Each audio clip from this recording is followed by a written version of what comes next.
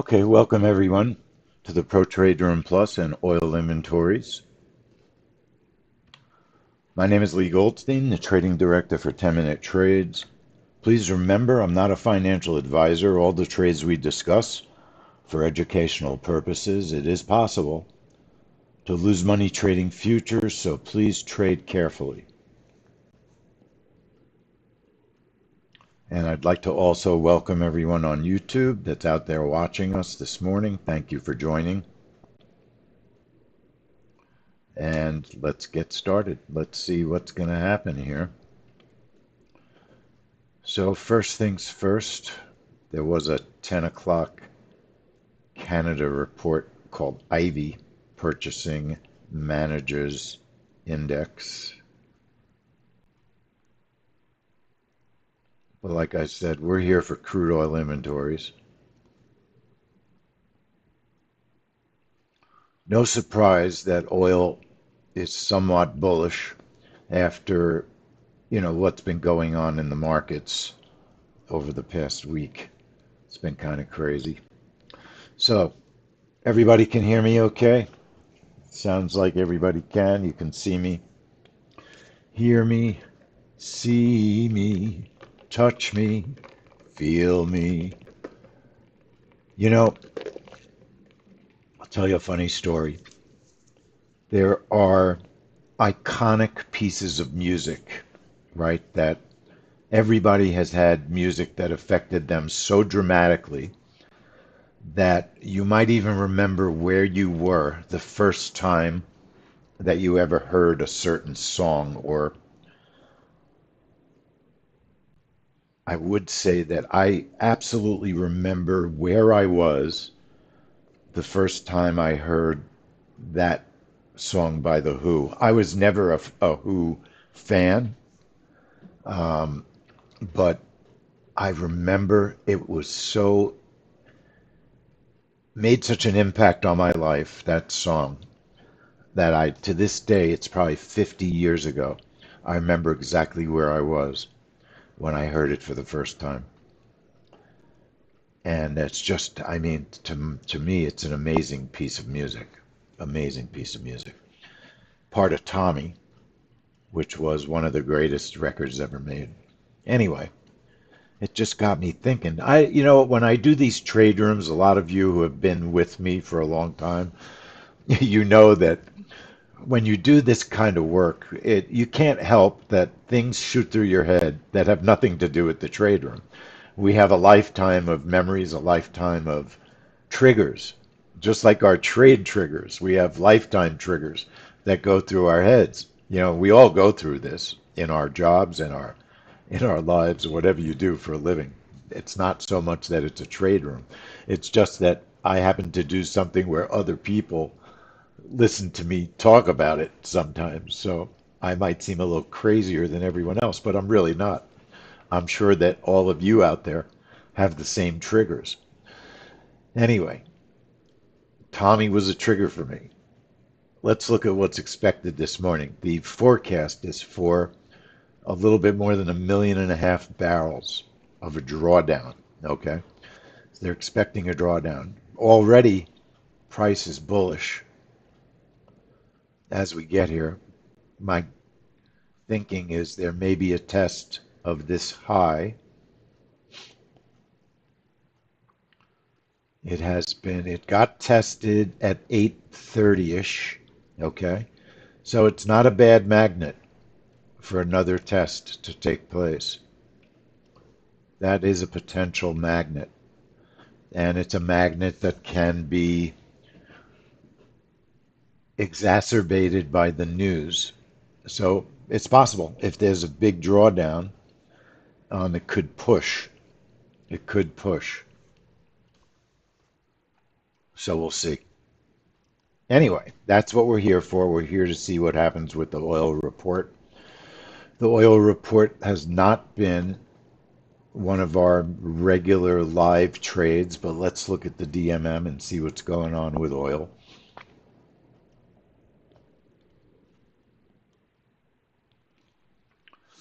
So you could see that we've had More winners than losers over the past 6 weeks.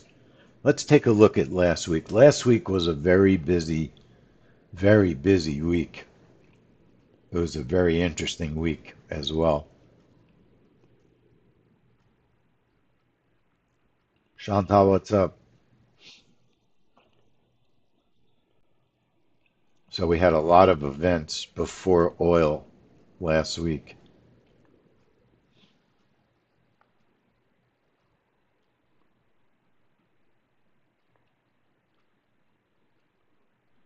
So it was the 31st of July.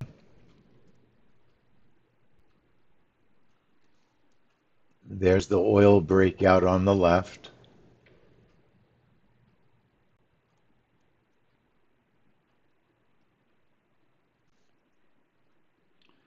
There was a rather large drawdown, decent size, not monstrous, but I felt that I would prefer to go long on the news, and I moved my short out of the way. There was a big drawdown. We were nearing the high. The day was extremely bullish. And I think, if I remember correctly, oil went short on the news.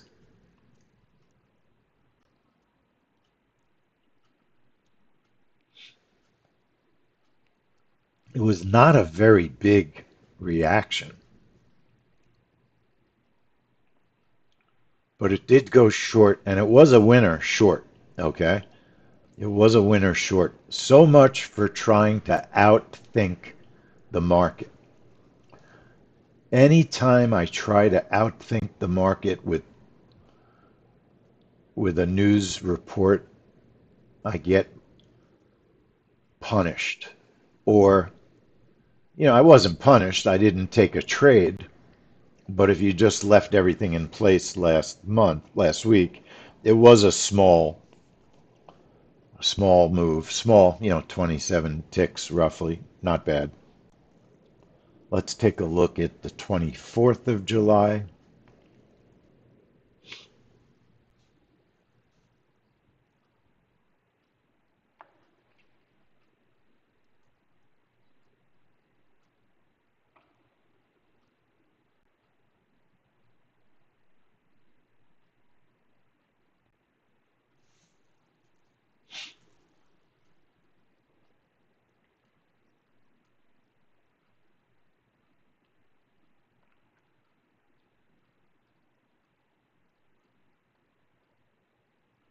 Pretty big burst up. Also, what's interesting is you had a nice negative drawdown, a nice drawdown, negative number, and oil followed the number last 2 weeks ago. Last week, it did not. Sometimes oil will not move in the direction that the news appears it should move in. It is the way it is. My clock is so much bigger. If you click dead center on the clock with your right mouse button, you get the controls. But super tiny is too tiny. You know what it is? Different monitors. Different monitors. Interesting. Different resolution on the monitor I was using last week. Okay, anyway, so you had two reports in a row that worked. And then let's take a look at a third report just to see it. July 17th was a cancel, no fill.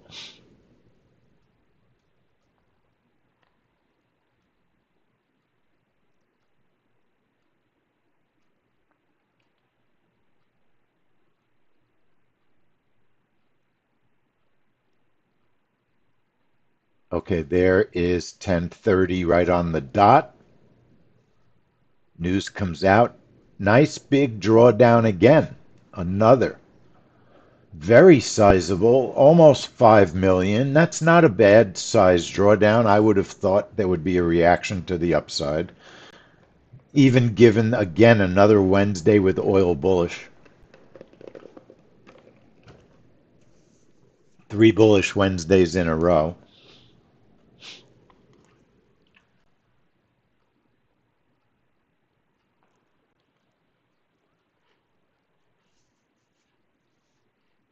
And no response to the news. So we canceled that one. All right. So the breakout, no trade on the 17th and similar on the 10th.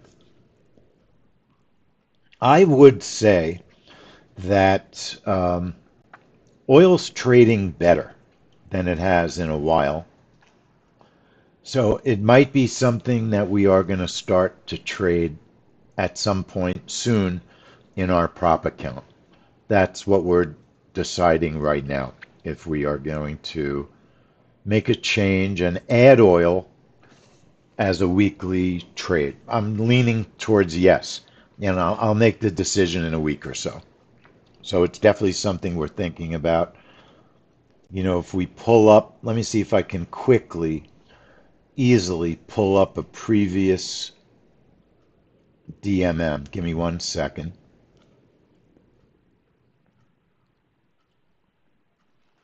And let me just see if I can pull a couple of them up. We'll take a quick look.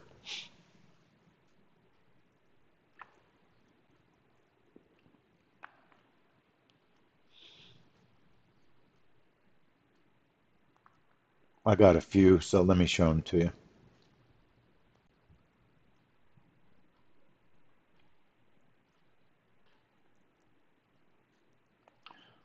So these are just nice snapshots in time. That's how you want to look at them. All right, so our first snapshot is not the ADP report.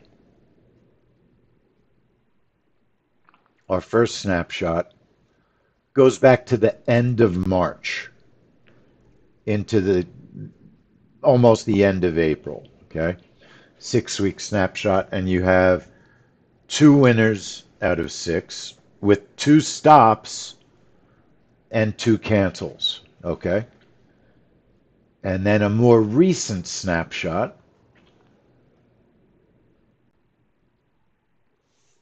end of the full month of May and the beginning of June. Again, it's three winners and then a stop, a dull, which means it got filled but didn't move that much either direction, and a cancel. So you can see that oil certainly has some inconsistency, and that's the reason why it's not ever been a weekly trade for us. It has a history of inconsistency with good periods mixed in and of course bad periods mixed in. That's the definition of an inconsistent report, is that you can't count on it. It's not a family money trade. What's interesting is natural gas at one time was trading so well it became a family money trade for about a week. And then we realized, if people don't realize what can happen in a natural gas event, we better not make it a family money trade. So we thought twice about that. It has a little bit too much inherent risk, although it's really been years since natural gas has gone insane. And I'd say the same is true of the oil inventory report.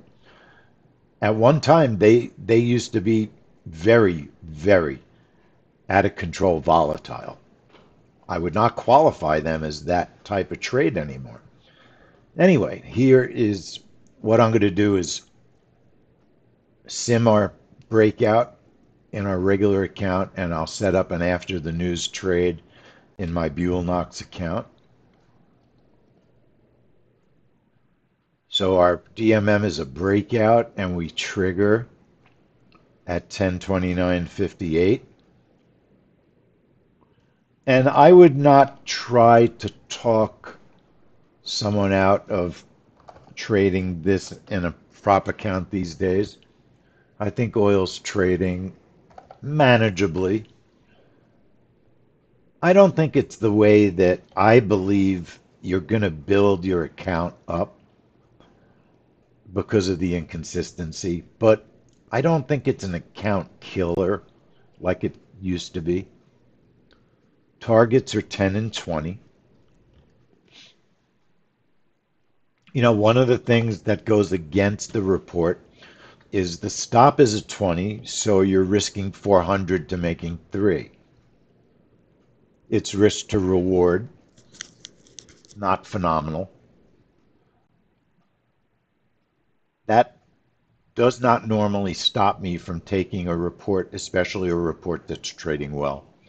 Some reports don't have good risk to reward, but if it's going through a great trading period, then I would still consider trading them. Trigger 1029.58, a bracket of 12, targets of 10 and 20, and the stop is 20. On oil, I do use the target one stop move to break even minus 4. Target one stop move. If our first target is hit, the software can move the stop to safety, and then we'll label it BRK, BRK for breakout.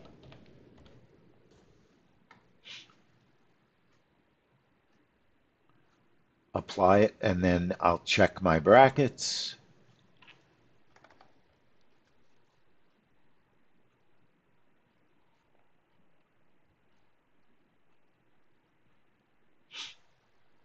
Now, if you are watching on YouTube, if you would hit the like button, um, that's real nice. We'd really appreciate that.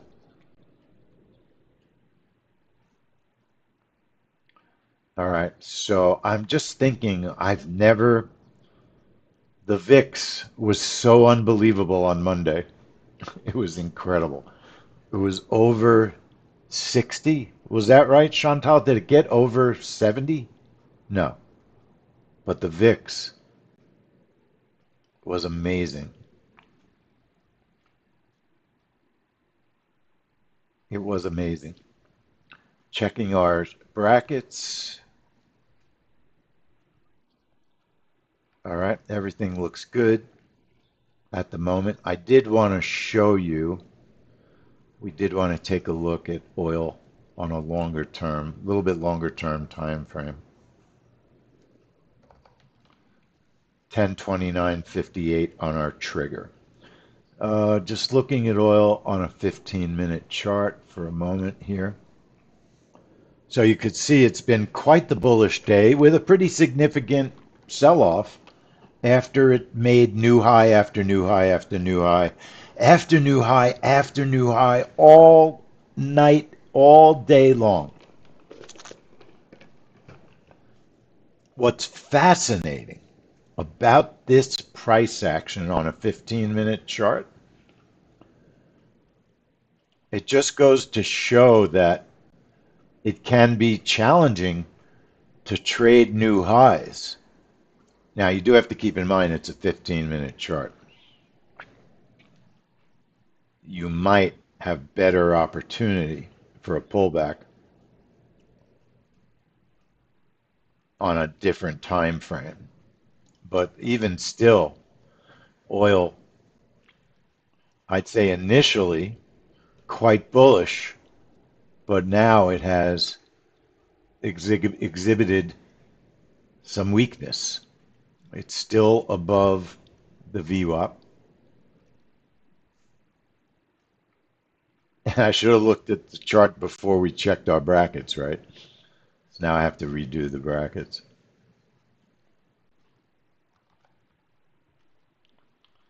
So I'd say that oil, to me, it's still bullish. Bullish with a little bit of a pullback there. I think we could get a move in any direction on this report, which is very commonly true in general.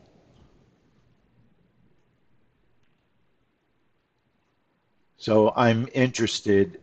The new high is an area of interest. It hasn't been tested since 8:30 this morning, so that's certainly a possible magnet. For a possible trade after the news, I have my Buell Knox account. I'm trading micros. I realized something on Monday because I did a whole bunch of scalping with micros.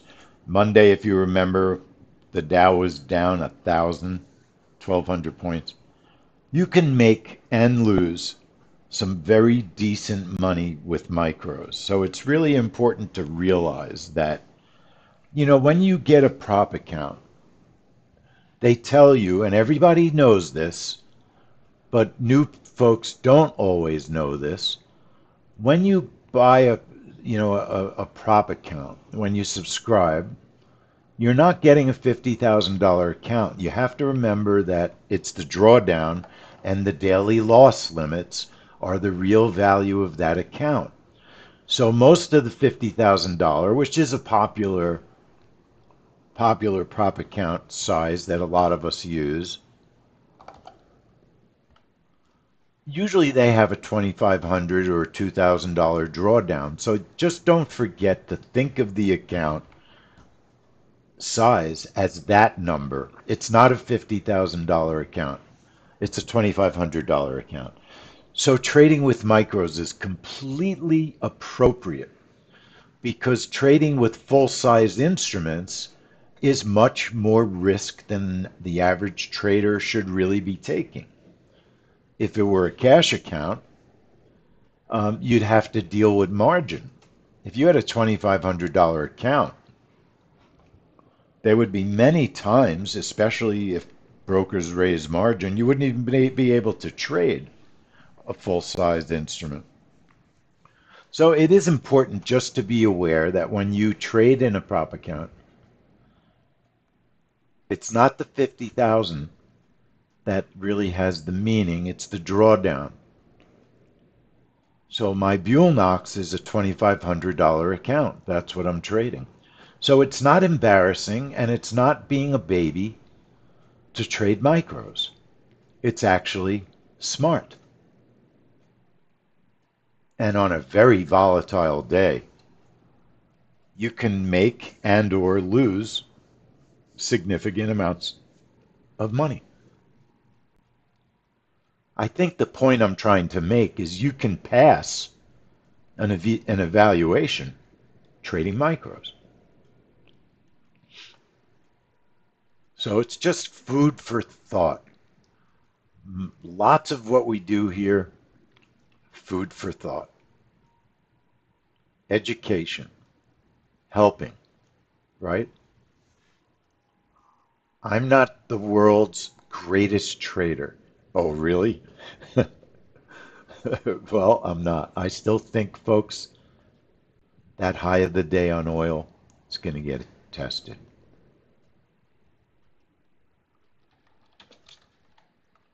Now,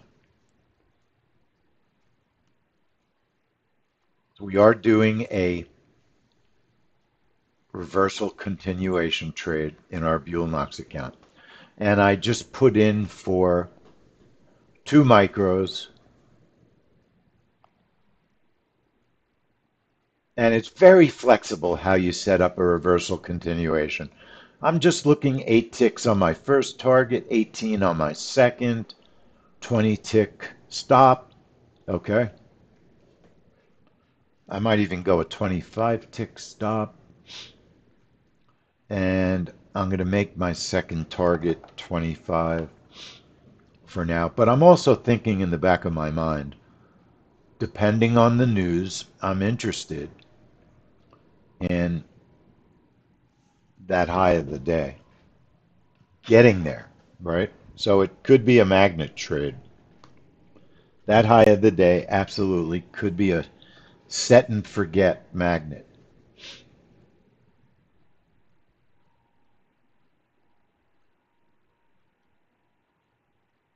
59, it's 40, it's 50 ticks away. It's a lot of ticks away. But you could get a 30 tick, 40 tick pop from the news. It's possible. Maybe there will be a very large drawdown this morning. Okay.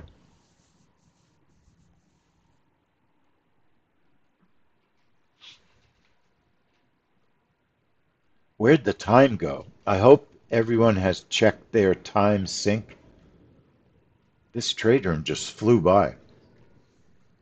We will be back at 12:30 for bond reports.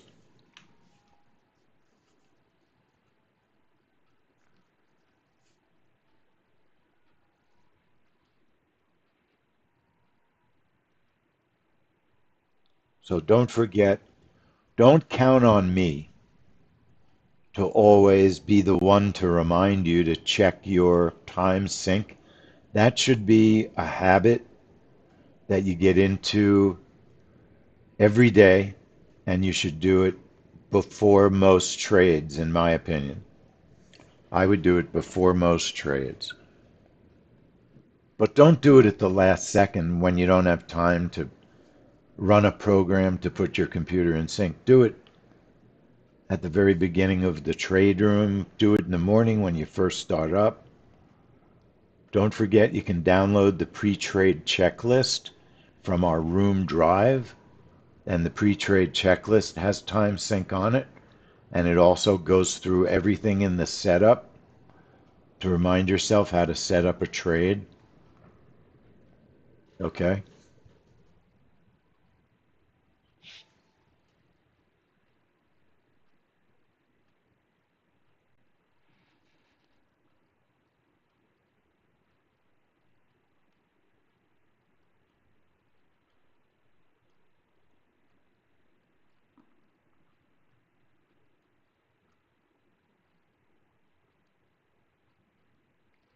All right, so we've got a little more than a minute before the news comes out.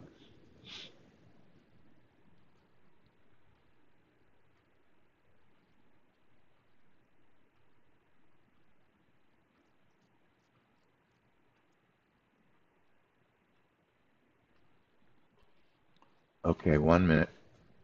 So like I said, they're expecting a little more than 1.5 million drawdown.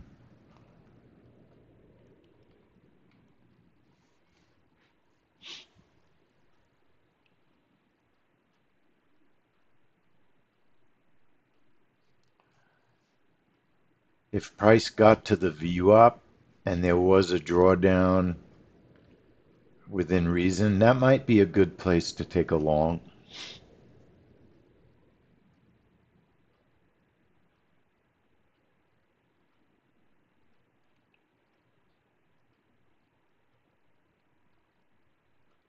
Okay, the news is going to come out now.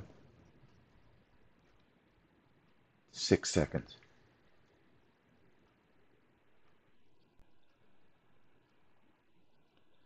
All right, so a pretty good sized draw.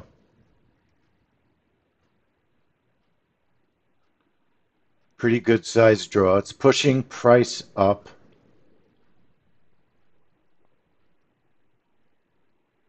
Now we didn't get that close, still 30 ticks away. I would move my stop. I don't want to get stopped out at the moment. I would think we should get a push, should push up a little bit, but oil tends to flop around after the news. But it's a good drawdown, -3.7 million, but they were expecting -1.6, so it's not a monstrous change from what was expected, right? Bring my stop just a tiny bit above the fill. It's going to hit it. I'll let it hit it to protect the profit. Probably you could leave your stop. If your stop's -20, then you could turn a winning trade into a losing trade. Okay. This way you have over $100 of profit, a choppy response, still pushing up at the moment, pushing up. Now I do want the 30-second chart on my after the news. Now I don't see levels at the moment that make me necessarily want to do anything. I think long is the way to go on this news, right? I think if anything happens, I would be interested in that high of the day, hits my first target, okay? You can make it so that you can't, well, let's watch for a couple of minutes. Hits the first target,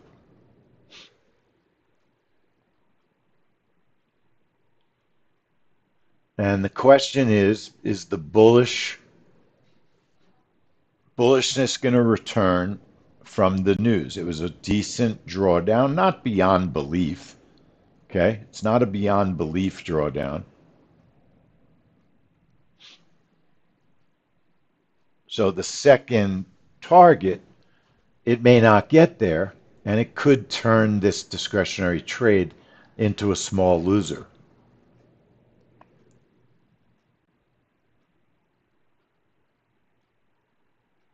Because oil does behave mysteriously at times.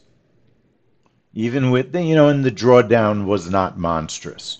It was not a monstrous drawdown.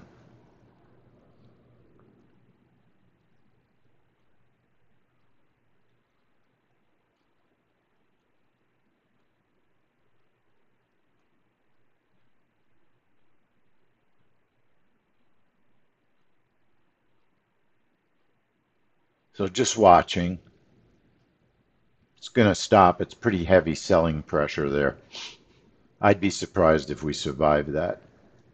So it'll be a small loss on that discretionary trade.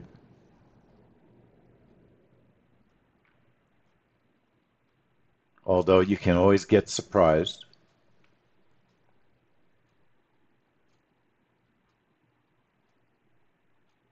But it's pretty choppy. So it may not be the right time for the test of that high. It's choppy, okay? So you always have a decision to make. If it gets above our entry, do you want to get out with a small profit? My goal would always be to try and get out after I move my stop to safety. That's my goal. So let's see what happens here. In theory, our stop should be under R1. That's really the best place for the stop. It's a level that on this bullish day, it may have trouble getting to and breaking, okay, with that bullish news also. So I think that would be a smart place for the stop. It's not going to blow up the account if it hits us. And it gives us our whole concept of maybe that high of the day is ready to be tested. If I can at some point move my stop to safety, I will do that.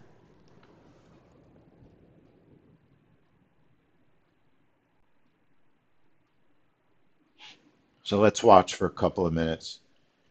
Brian, you got $100 profit on the breakout, I'm assuming. Was that on the breakout?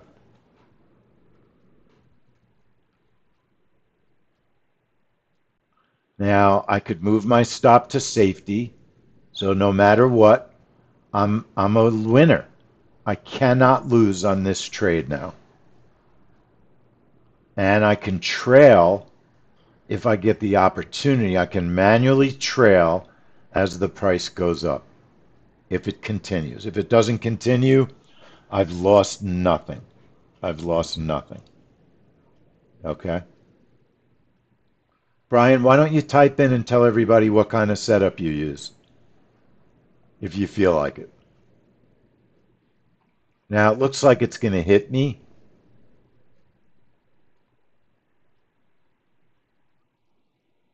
but it's okay. You made an attempt. You didn't lose. I still think there's a strong possibility that there's going to be a test of that high. You could set up a magnet trade, right? A high of the day, low of the day magnet.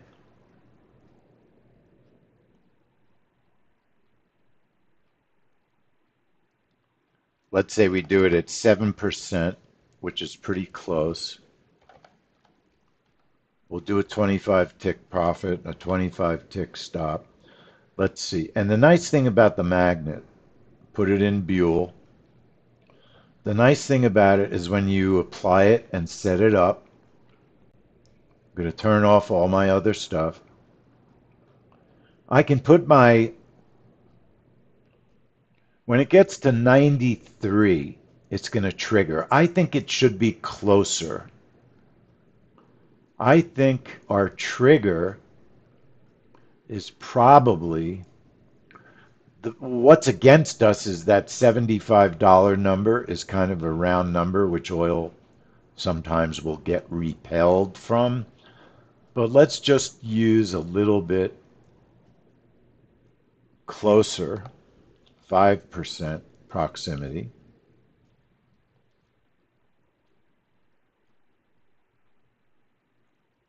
When you hover over the button, 74.98, I'm going to automate it by clicking the magnet button. So if we get to 74.98, it'll trigger the trade.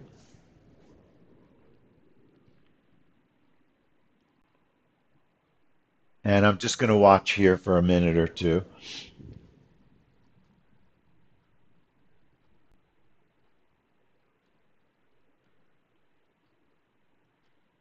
This would be the second trade.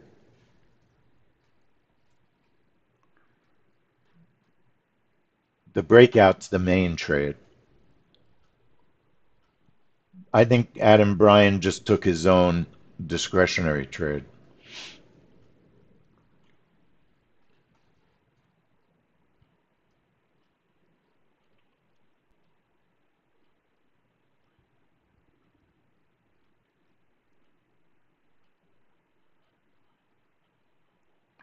So, Sander, all I did on the magnet is I put 5%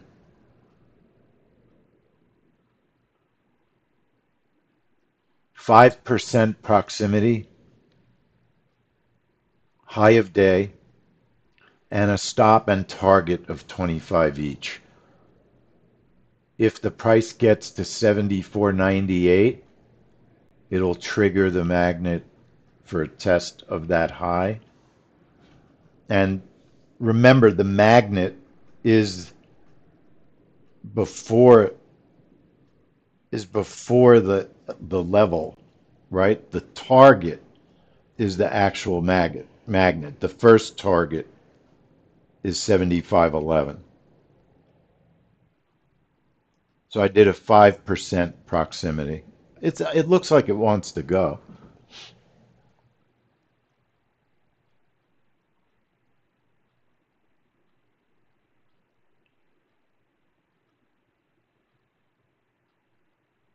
Now, very honestly, okay, I think our target's a little bit far, right? I've only got a one contract trade on. So if it tests the high, the magnet will work. I can also always move my stop to safety if I want to. I mean, I have an opportunity to move my stop to safety. I could certainly move my stop halfway, right? If I was trading full size instruments, I'd probably protect, boom. That was a perfect magnet. Okay? Perfect magnet. There's just something about certain levels. They act like a magnet. There's nothing more I can say than letting you see that. That was a perfect magnet. Interestingly, it got a little bit closer on the micro than it did on the full size today. I'll show you the setting I used, Sander. My target was too big. It probably should have just been 15 ticks because it was way too high above the magnet. The thing to remember about the magnet trade, the magnet, the target is what you think is the magnet, right? So the high of the day is the magnet, but that's your target one. That should be your target one. And then anything you get above that would be a bonus if you trade multiple contracts. So the idea is to set your entry below the target, below the magnet if you're long, above the magnet if you're short. Okay? And it's not magic how many ticks you choose above and below. Sometimes you're just going by the market price action. Has there been a magnet test recently? Is news helping to propel the price?